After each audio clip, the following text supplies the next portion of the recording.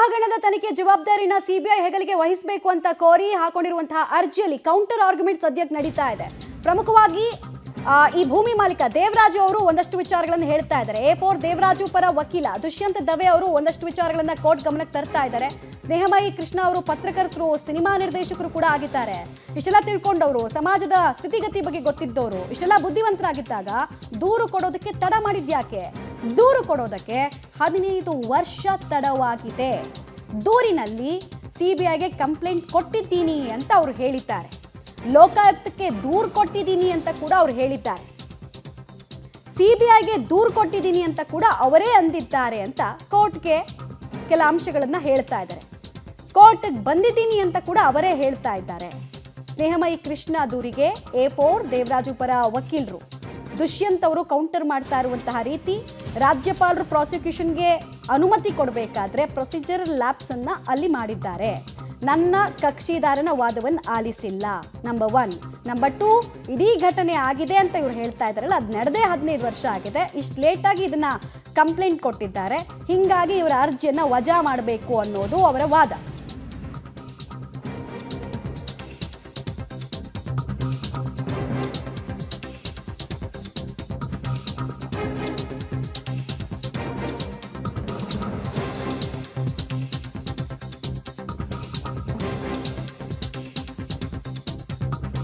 CM ಕುಟುಂಬಕ್ಕೆ ಮೂಡಾದ ಸಂಕಷ್ಟ ಒಂದಾಗೆರಡ. ಒಂದ್ ಕಡೆಗೆ ಪತ್ನಿ, ಇನ್ನೊಂದ್ ಕಡೆಗೆ ಸಿಎಂ ಆಪ್ತ ಸಚಿವ ಬೈರತಿ ಸುರೇಶ್ಗೂ ಕೂಡ ನೋಟಿಸ್ ಸರ್ವಾಗಿದೆ. ಮತ್ತೊಂದ್ ಕಡೆಗೆ ಧಾರವಾಡದ ಹೈಕೋರ್ಟ್ ವಿಭಾಗೀಯ ಪೀಠದಲ್ಲಿ ಸಿಬಿಐಗೆ ಒಪ್ಪಿಸೋ ಬಗ್ಗೆ ವಿಚಾರಣೆ ನಡೀತಾ ಇದೆ. ಇನ್ನೊಂದ್ ಕಡೆ ಲೋಕಾಯುಕ್ತದ ತನಿಖಾ ವರದಿ ಮುಚ್ಚಿದ ಲಕೋಟೆಯಲ್ಲಿ ಕೋರ್ಟ್ಗೆ ಸಲ್ಲಿಕೆ ಆಗಿದೆ.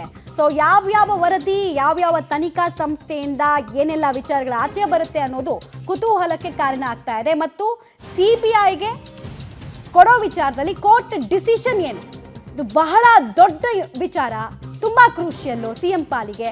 ಏನಾಗುತ್ತೆ ಅನ್ನೋದು ಒಂದ್ ಕಡೆ. ಇನ್ನೊಂದ್ ಕಡೆಗೆ ಇಡಿಯಿಂದ ಸಿಎಂ ಪತ್ನಿಗೆ ಬುಲಾವ್ ಬಂದಿದೆ, ಇಡಿ ನೋಟಿಸ್ ಕೊಟ್ಟಿದೆ.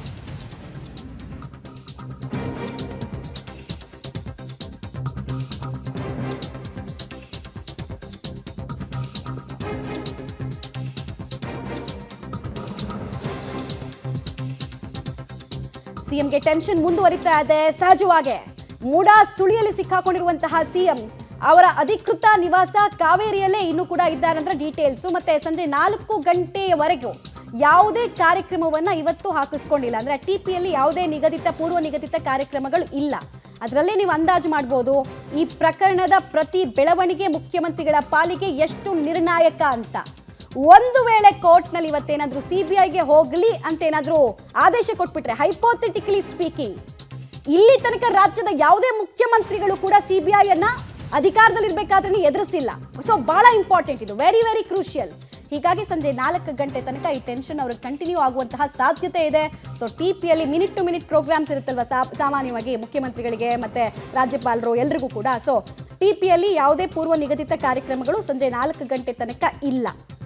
ಸೊ ಇಡೀ ಪ್ರಕರಣ ಎಷ್ಟು ತೂಕವನ್ನ ಪಡೆದುಕೊಳ್ತಾ ಇದೆ ಮತ್ತು ಎಷ್ಟು ನಿರ್ಣಾಯಕ ಅನ್ನೋದರ ಅಂದಾಜು ಚಿಕ್ಕ ಚಿಕ್ಕ ಬೆಳವಣಿಗೆಯಲ್ಲಿ ಕೂಡ ಸಿಗ್ತಾ ಇದೆ. ಮತ್ತು ಸಿಎಂ ಅಧಿಕೃತ ನಿವಾಸ ಕಾವೇರಿಯಲ್ಲಿ ಸಿದ್ದರಾಮಯ್ಯ ಅವರು ಪ್ರತಿ ಇನ್ಫಾರ್ಮೇಶನ್ ಅನ್ನ ಕೂಡ ಅವರ ಸಂಬಂಧಪಟ್ಟಂತಹ ಹತ್ತಿರದಲ್ಲಿರುವಂತಹ ಕಾನೂನು ಎಕ್ಸ್ಪರ್ಟ್ಸ್ ಇಂದ ಪಡ್ಕೊಳ್ತಾ ಇದ್ದಾರೆ. ಮತ್ತು ಸಹಜವಾಗಿ ಪ್ಲಾನ್ A ಪ್ಲಾನ್ B ಅಂತೆಲ್ಲ ಇರುತ್ತೆ. ಮತ್ತೆ ಎಲ್ಲದಕ್ಕಿಂತ ಇಂಪಾರ್ಟೆಂಟು ಇಡಿ ನೋಟಿಸು. ಓಕೆ, A4 ದೇವರಾಜು ಪರ ದುಷ್ಯಂತ್ ದವೆ ಅವರು ವಾದವನ್ನು ಮುಂದುವರಿಸ್ತಾ ಇದ್ದಾರೆ. ಲೋಕಾಯುಕ್ತದಲ್ಲಿ FIR ದಾಖಲಾದ ದಿನವೇ ಹೈಕೋರ್ಟ್ಗೆ ಅರ್ಜಿ ಸಲ್ಲಿಕೆ ಆಗಿದೆ. ಲೋಕಾಯುಕ್ತಕ್ಕೆ ಡೈರೆಕ್ಷನ್ ಕೋರ್ಟ್ ಇಂದ ಬಂತಲ್ಲ, ಅವಾಗ ಪ್ರಕರಣ ದಾಖಲಿಸಿಕೊಂಡ್ರಲ್ಲ, ಅವಾಗಲೇ ಹೈಕೋರ್ಟ್ಗೆ ಅರ್ಜಿ ಸಲ್ಲಿಕೆ ಆಗಿದೆ. FIR ಆದ ದಿನವೇ ಲೋಕಾಯುಕ್ತದ ಮೇಲೆ ಇವರಿಗೆ ಅಪನಂಬಿಕೆ ಆಗಿದೆಯಾ? ಸೇಮ್ ದಿನ ಇವರು ಬಂದು ಅರ್ಜಿಯನ್ನು ಹಾಕೊಂಡಿದ್ದಾರೆ. ಇನ್ನು ತನಿಖೆ ಸ್ಟಾರ್ಟ್ ಆಗಿಲ್ಲ, ಅಷ್ಟು ಬೇಗ ಇವರು ಅರ್ಜಿಯನ್ನು ಹಾಕೊಂಡಿದ್ದಾರೆ. ಅಷ್ಟು ಬೇಗ ಅಪನಂಬಿಕೆನಾ ಅಂತ ಅವರು ಪ್ರಶ್ನೆಯನ್ನ ರೈಸ್ ಮಾಡ್ತಿದ್ದಾರೆ. ಕ್ವೆಶ್ಚನ್ ರೈಸ್ ಮಾಡ್ತಾ ಕೌಂಟರ್ ಆರ್ಗ್ಯುಮೆಂಟ್ ಅನ್ನ ಮುಂದುವರಿಸ್ತಾ ಇದ್ದಾರೆ. A4 ದೇವರಾಜು ಪರ ವಕೀಲ ದುಷ್ಯಂತ್ ದವೆ ಅವರು ಕೇಳ್ತಾ ಇದ್ದಾರೆ, ಲೋಕಾಯುಕ್ತ FIR ಅನ್ನ ರಿಜಿಸ್ಟರ್ ಮಾಡ್ಕೊಂಡಿದ್ದೀನಾನೆ ಇವರು ಹೈಕೋರ್ಟ್ ನಲ್ಲಿ ನಮ್ಗೆ ಸಿಬಿಐ ಕೊಡಿ ಅಂತ ಹೇಳಿ ಒಂದು ಅರ್ಜಿ ಹಾಕೊಂಡಿದ್ದಾರಲ್ಲ, FIR ಹಾಕೊಂಡಿದ್ದೀನಾನೆ ಇವರು ಇಲ್ಲಿಗೆ ಹೈಕೋರ್ಟ್ಗೆ ಅರ್ಜಿ ಹಾಕೊಳ್ತಾರೆ ಅಂತ ಅಂದ್ರೆ ಏನು ಅಂತ ಕೇಳ್ತಾ ಇದ್ದಾರೆ. ಸೊ ಇದಕ್ಕೆ ಇದು ನಿಜಾನ ಅಂತ ಕೇಳಿದ್ದಾರೆ ಜಡ್ಜು. ಹೌದು, FIR ದಾಖಲಾದ ದಿನವೇ ಇವರು ಕೋರ್ಟ್ನಲ್ಲಿ ಅರ್ಜಿ ಹಾಕೊಂಡಿರೋದು ಅನ್ನೋದನ್ನ ಕನ್ಫರ್ಮ್ ಮಾಡ್ತಾ ಇದ್ದಾರೆ.